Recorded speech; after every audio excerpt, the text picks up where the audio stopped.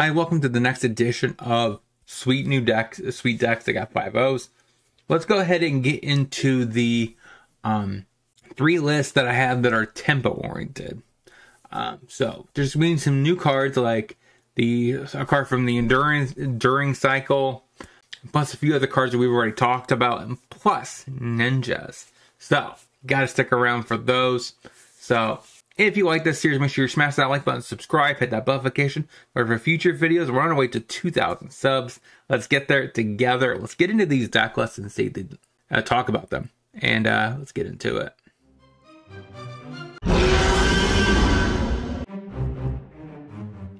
So right out of the gate, we have our Azorius Spirits.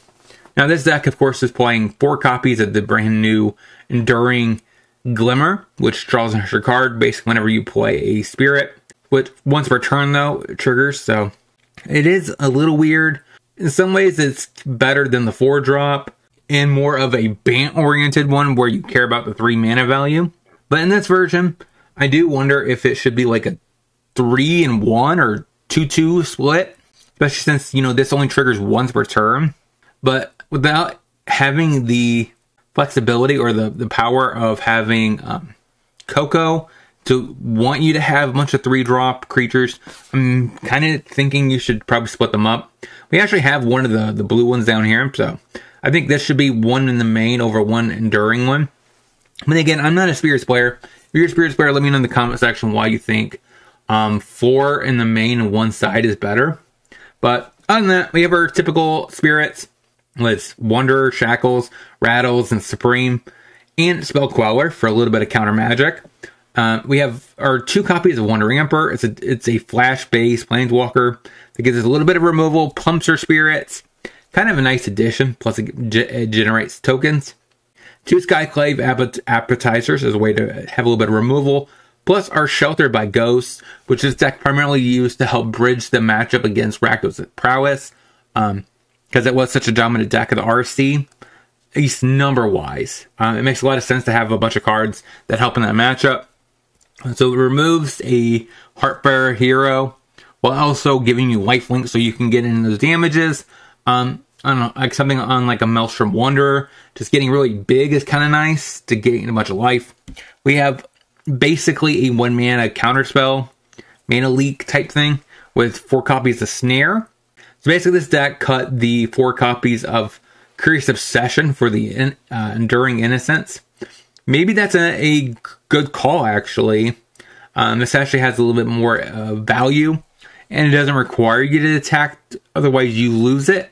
So I can see that argument. Plus you have 4 and 4, so you have 8, to make this potentially a 1 blue counterspell.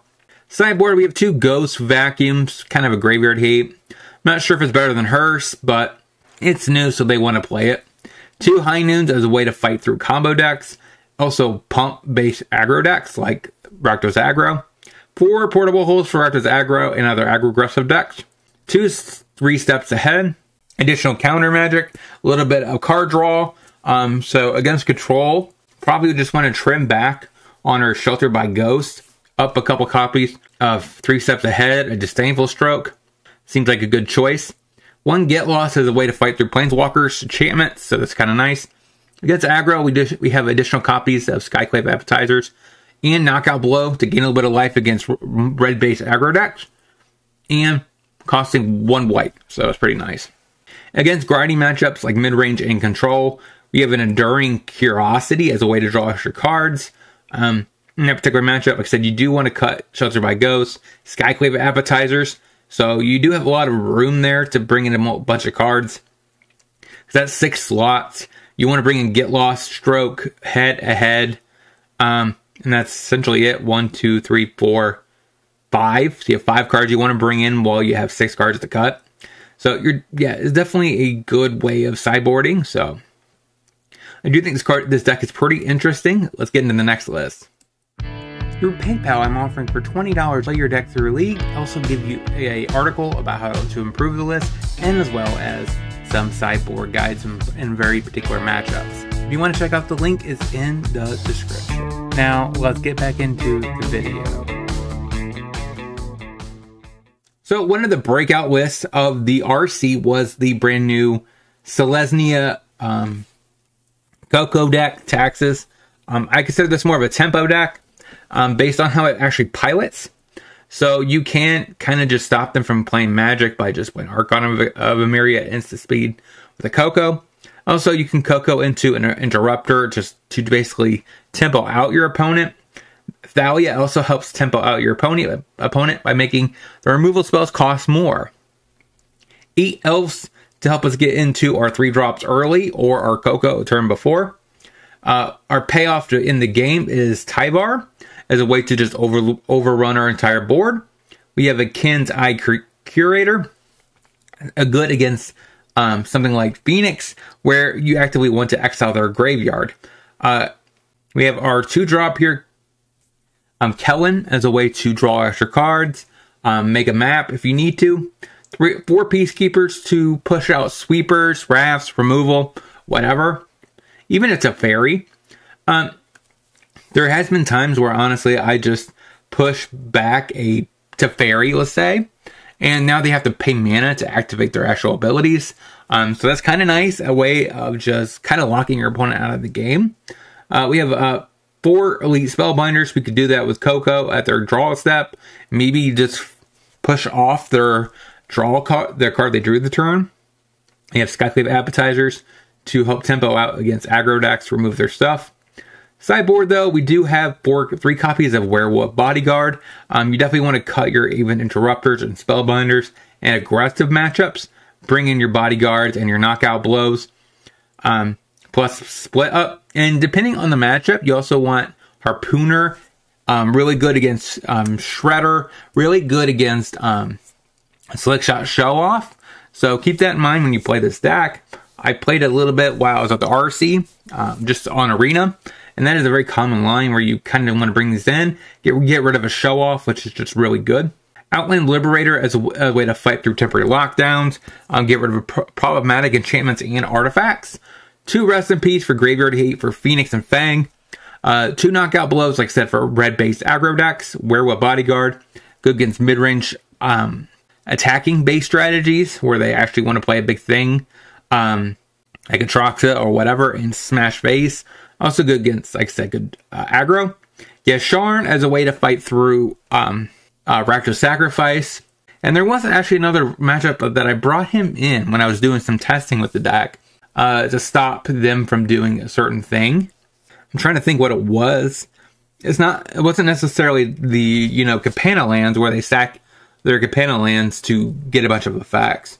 I can't remember what it was, but it was something. I did bring it in, and it stopped like the main flow of their entire game plan in general, right? Because they do have a lot of cards in Pioneer that are really strong, and they are very good with sacrifice-based strategies. 2 Split Ups. That's our choice of a sweeper. We do want to tap out, be very aggressive, and just be able to wrath our opponent's board. Second main is kind of nice.